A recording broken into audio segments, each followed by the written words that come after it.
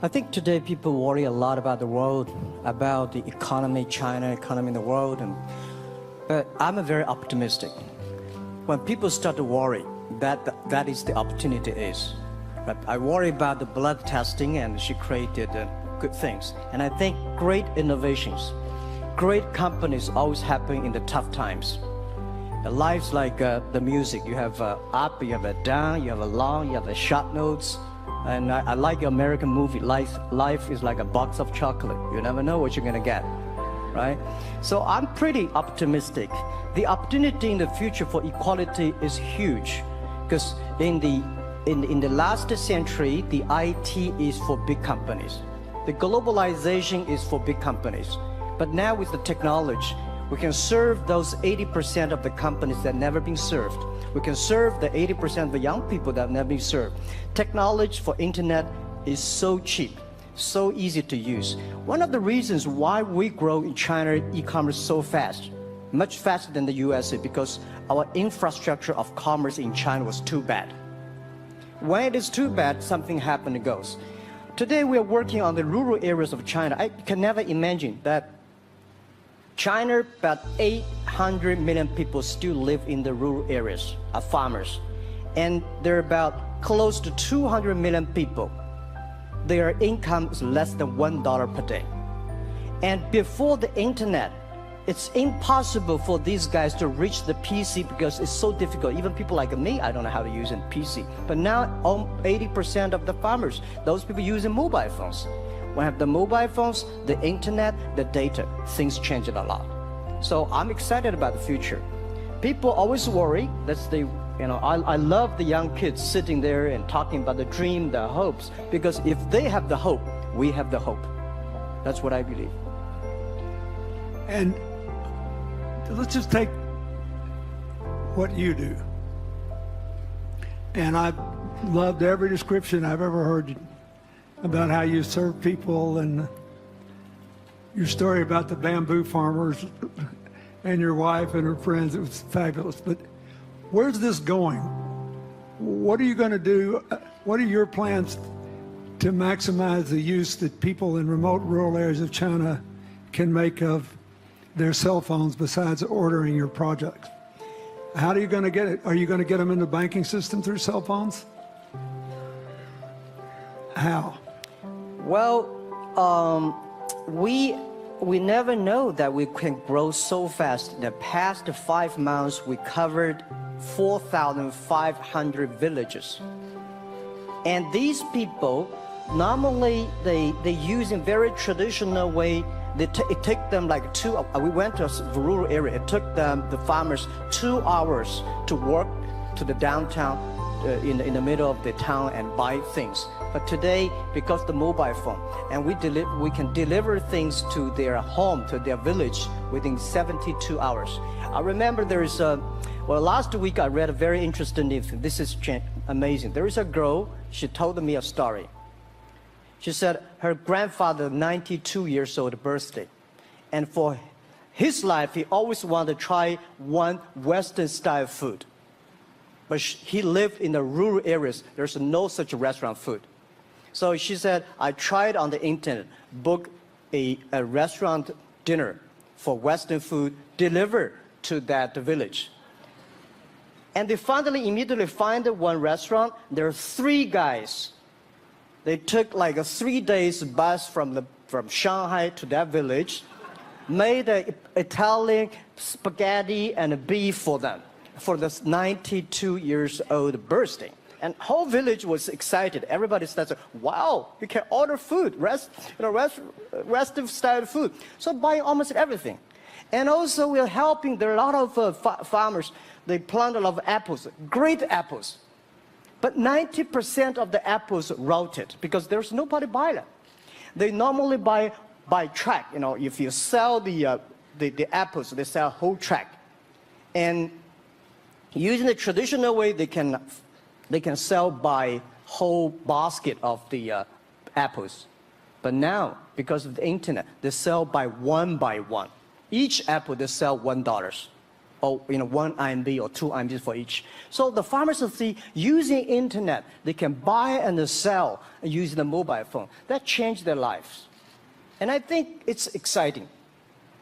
And people need examples when they see, well, my neighbor made money through online to selling things. My neighbor buy much interesting things online. People start to learn. And more people start to buy the mobile phones. We cannot make all the mobile factories to sell phones to them. Only they know the mobile phone really works, helping change their lives, they start to buy the mobile phones. Just one more question. And then, do you think this will make the current problems like the current problem in China less likely? That is, if we'll have more market information and the market will drive where the investment goes instead of the government trying to make judgments about, I better build another housing development or office development here, there, or yonder, and you wound up with a bubble. Well, if it comes from the bottom up, is it more likely that fewer bad things will happen? Yeah, Daniel, I think the last week I was in Seattle discussing about the China economy. I think you American people worry too much about the China economy. Well, you see, every time when you start to worry about China, China goes better. Every time you think China is in problem, we'll get better. But when you have to say, you have a high expectation of China, China always a problem. Like parents have the expectation of the kids, are the same. But there's a big difference between American consumption, because people say, well, the economy is bad, so China consumption will be good low. No, totally different.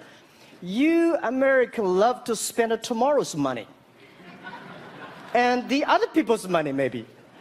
Or maybe the children's money. We Chinese love to save money. We are probably the largest country, the safe deposit in the whole world because we've been poor for so many years. When we make money, we put in the banks because someday we know the disaster is coming, so we can spend the money. So when the economy is bad, we still have the money to spend. You guys probably don't. You worry. And the second thing is that China been focusing on developing for the past 30 years. China government so strong on investment, so strong on exporting, but they are too weak on the domestic consumptions. Domestic consumption is not driven by government, it's driven by entrepreneurship, driven by the market, not the government. So in the past 20 years, government is so strong. Now they get weak. It's our opportunity. It's our showtime to see the market economy, entrepreneurship, how we can develop the real consumption. I think if the China developed the great consumption, we have a 300 million middle class. In next 15 to 20 years, we're gonna have 500 million middle class. We need to import a lot. So when we start to import, that's great. I worry a lot when we export. When we export, we got a terrible sky, we have a terrible water, we have a terrible environment. When we start to import, we got to be better. So that's all the great opportunity, guys. Be happy about that. I'm serious. I agree with that. I'm serious. Yeah.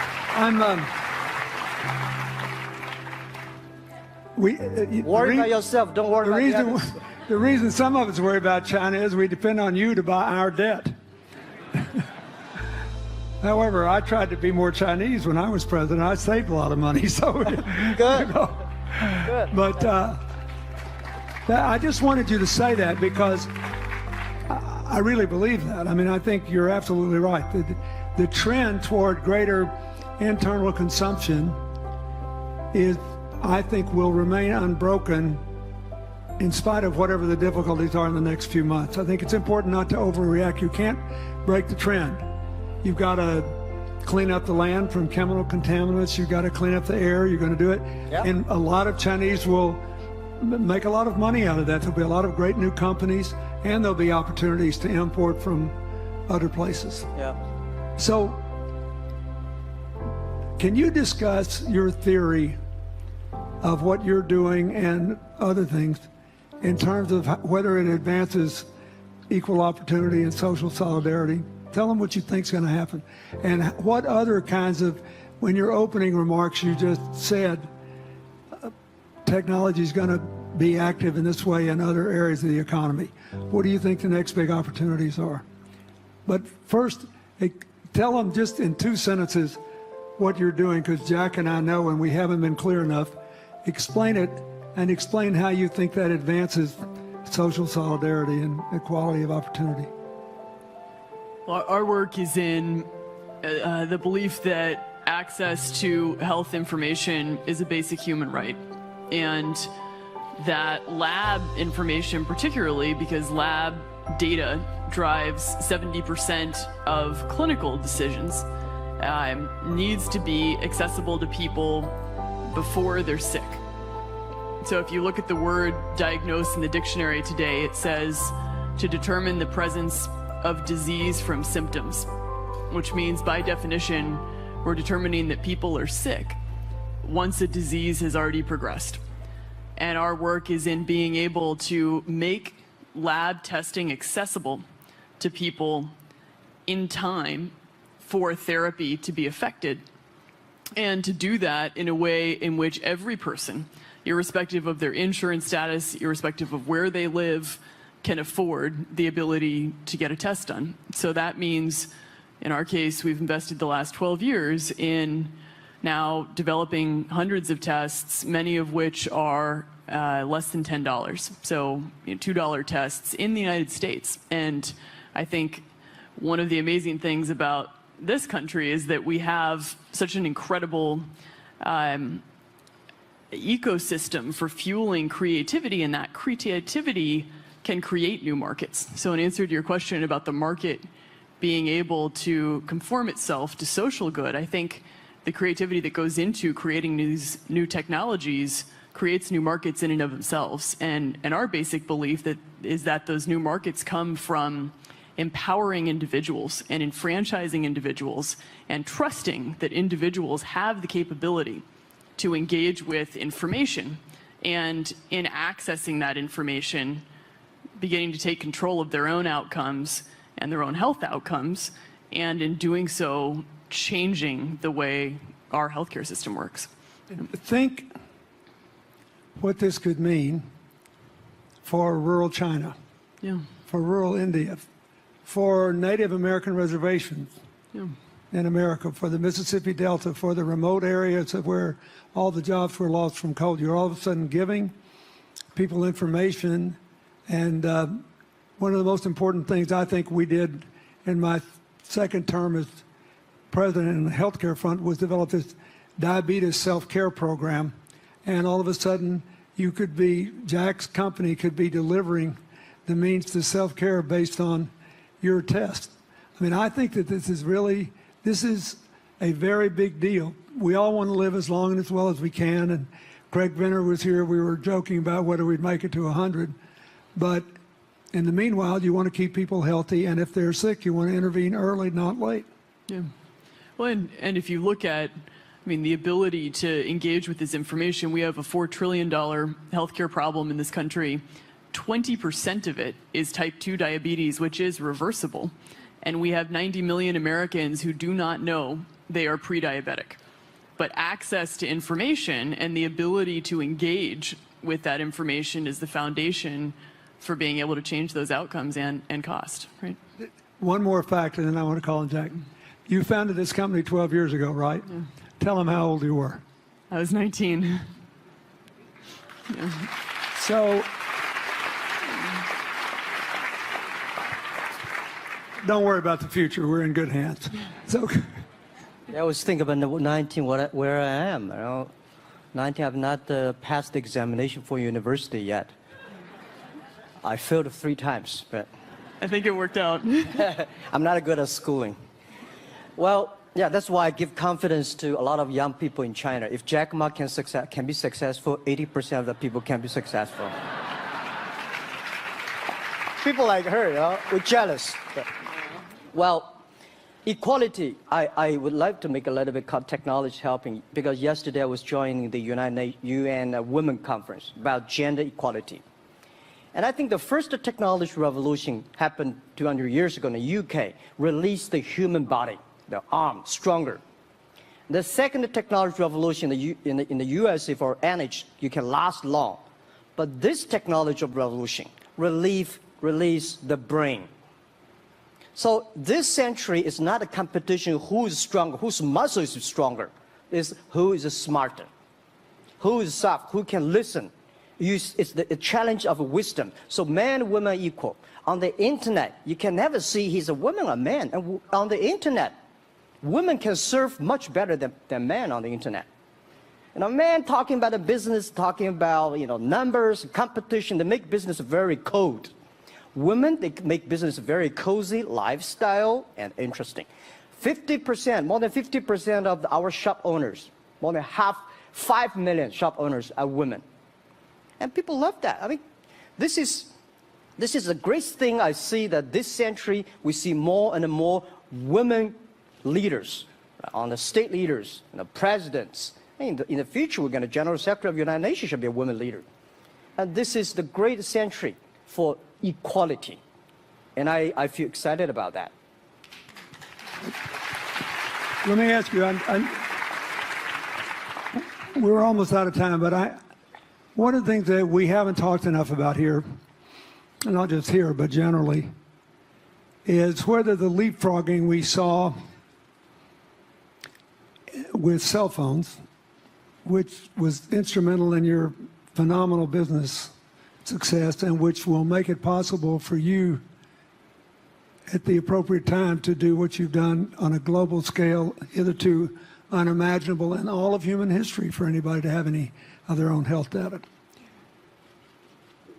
We've seen examples, but not the kind of dramatic penetration we need with energy and clean energy and enough in a short enough time to avoid the worst consequences of climate change. So do you believe that, I mean, your country has done more than anybody else to try to put up solar panels, and some of your companies went broke because you overdid it, right? But beforehand, and you got to work out the phase out of the coal, the phase into the sun and all that. Meanwhile, Africa, which is growing like crazy because of the cell phone in no small measure, and has 6 of the fastest growing countries in the world, still has vast swaths of its land totally dark at night. Do you believe that it's possible for us to scale up with distributed solar power rather than centralized as quick as we did with the cell phone? And if so, and if that were your business, if you had to quit what you're doing today and start there, how would you do it? And how would you do it? Lady first, I know that. I'm such a huge believer in technology, and I think especially right now, we're at an incredible time in terms of new technology and the ability to apply technology in a scalable way towards solving some of these problems. So I would look at it in the context of some of the renewable solutions that we already have, and in the context of empowering, connecting individuals with access to those solutions, and in the context of creating markets around them. I think that there's real opportunity to actually create an ecosystem in which people can financially benefit from these solutions, and I think that's going to drive an adoption. I think in developing economies, there's a revenue stream associated with that, and the more we can turn even already some of the technologies that we have into markets, the more that we can fuel, I believe, local growth and individual engagement in beginning to adopt some of these solutions. Just related to that, Jack, you answer it, and then I'll ask you one final question. Yeah, I am a strong believer that technology can make world much better, because people say China economy is getting slower. I'm happy about 7%, even 5%. Even 5% of the GDP of the number of China, of the second largest economy, is big enough. But you don't expect China to keep on growing 11%. Because like one human body, when you're 1.8 meters tall, you cannot keep on like a 10% grow every year. You have to grow the quality, your mind, the wisdom. So I think China needs new technology to solve these problems, and which today the data, the clean technology, all these things that China is supposed to do, if we keep on the tradition, the old ways, we'll go nowhere. This is why I feel excited, because people ask me, what is your dream now? Because I never thought I would be today. I can sit here talking to president. I'm like a guy, on the street and like failed 3 times for university, 5 times for high key schools. I applied for 10 times in Harvard School, all rejected. I never thought, because of the technology, because the internet gave me this opportunity. So I think when I retire, I don't want the Chinese people have a terrible water to drink, unsafe for food, and the money we make all spent in the hospital. That's disaster. So how we can using the technology to enable young people, the great chance of this world, don't worry about it. We got 1.4 billion people who were born in 1980s. They are the people of the internet times. They are going to have new ways to solve the world problems. The things you are worried about today, they can solve it. And human beings have these kind of worries for centuries. And young people can always solve it. And today, when you have a right direction, clean energy, the climate change, all these issues, they will be solved, and these are the great opportunities ahead of us. Anything else? I agree with that. I think the more we can enfranchise people, the more we can create ecosystems in which individuals are empowered, the more we give rights to individuals to be able to build businesses, to be able to pursue the economic benefit of technologies, the more you see these markets change. Before they leave the stage, I want you to look at them. And I want you to think about the time we have had to spend here dealing with the refugee problems in Syria and Lebanon. Stand up, Elias. This is my friend Elias Bousab. He is the education minister in Lebanon. He's got to educate all these kids. And so he left a miracle that very much reflects the lives that Elizabeth and Jack have lived. He was in a very responsible position at the American University of Dubai. They started bringing American scholars over there to live in an Arabic culture. He did all these wonderful things. Lebanon got in trouble. He went home to save his country. What is the difference? How much more could he and every smart Lebanese person do if they could focus on these things? And why can he not? Because the place is dominated by people who think their differences are more important than their common humanity and their common challenges. You cannot imagine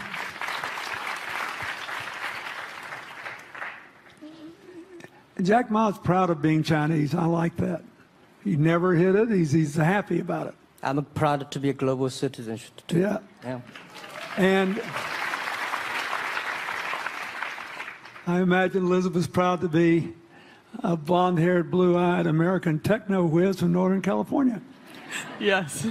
But they don't, not a word either one of them has said has defined the meaning of their lives or the direction of their work with negative reference to someone else. My friend Dikembe Mutombo, stand up. No, you don't have to stand up. It'll hurt you too much. You're an old man. My 7'2" tall friend was just inducted into the National Basketball Association Hall of Fame. And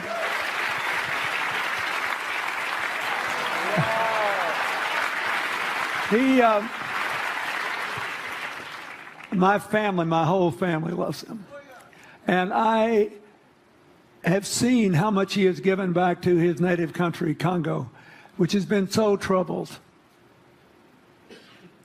I've known him a long time. We both went to Georgetown University. I did before he was born, I think. I've never heard him say a resentful thing about anybody. I have seen him give and give and give, and try to give the people in his native land opportunities. Why am I telling you this? He's had a good life because he never defined his life with negative reference to anybody else. He never begrudged anybody else's success, and he thought he had an obligation to help other people. I'm telling you, we are back in a time of collective global insecurity where the main struggle is the oldest one in human history, just in modern techno realities. I mean, if you were trying to build the Middle East, you would think about our permanent sponsor here, the ambassador from Oman, who her government tried to help head off a calamitous war in the Middle East over the nuclear issue in Iran. We all pray to God that it'll work out all right. And the lead she made. You look around all these places, wherever people are putting aside their differences and working together, good things are happening. We cannot achieve economic or social equality without living in the factual realities of the world we face, looking at the obstacles, looking at the opportunities, making the best decisions. And those of us who even feel good about ourselves because we think we spend a lot of time giving, our whole goal should be to work ourselves out of a job. One of the things that Bill and Tanny Austin are sitting there with Starkey, they started giving away hearing aids, and then they decided, well, we better teach these young people how to speak. If they get the gift of hearing, they'll have to learn that. So they got into the education business. Sonny Barkey got into the education business and decided somebody ought to do something really dramatic to remind people that the only people that really matter are the teachers. So he gave the first Global Teacher of the Year award last year, and an international panel gave the prize to a teacher from Maine who promptly gave the entire $1 million to her school. A woman never made any money in her life. She gave all the money away immediately. The future is going to be forged by people who think of how to use the modern tools that we are given, as Elizabeth and Jack have, to create opportunity through empowerment. And it will not be a straight line. It's too many moving parts. But I just want you to think about that. The reason you feel good looking at them is that you identify with them even though they're different from you. And that's basically where we are all over again, and we can't slip back. We can't give up. That's why we had the Prime Minister of Italy and George Soros talking about the future of Europe, and George said it was coming apart, and the Prime Minister said, no, it doesn't have to come apart if it's about something more than economics. I thought it doesn't have to come apart if you will it not to, and you put yourself on the line for it. There are no guaranteed outcomes today, but you can guarantee that the trend is right. So go ahead, Dee, we're going to say something, weren't you? Yeah, I just wanted to add, I mean, as we're talking about the future and from my own experience and looking at all the faces here, I think a huge part of the answer to your question is also to raise our little girls with the stereotype that they can be the best in engineering and science and math, because when they do in all of these industries, it changes everything. And we need to do that in this country, and we need to do that as parents in other countries. You know? Yeah, I was thinking about if what you say. I think about when you talk about problems, you normally, like a politician, when you talk about opportunities that the business people. I was thinking about how we can using all the problems that change the problem become the opportunity. And I don't know, I just feel excited when people talk about problems. I think think about if you can solve one of them, that's the chance. And today, nobody live in this century has so many opportunities and so many tools they can use to change other people's life. And I think in the last century, which I call the IT time, this century is called the DT time, data technology. IT is to empower yourself, make yourself strong. DT is to empower the others. When you empower the others, you empower your future, yourself. So when I listen to you talk, I agree, and I think that's why we were born in this century. That's why how we can use the internet to help more people. Let's give him a hand. Thank you.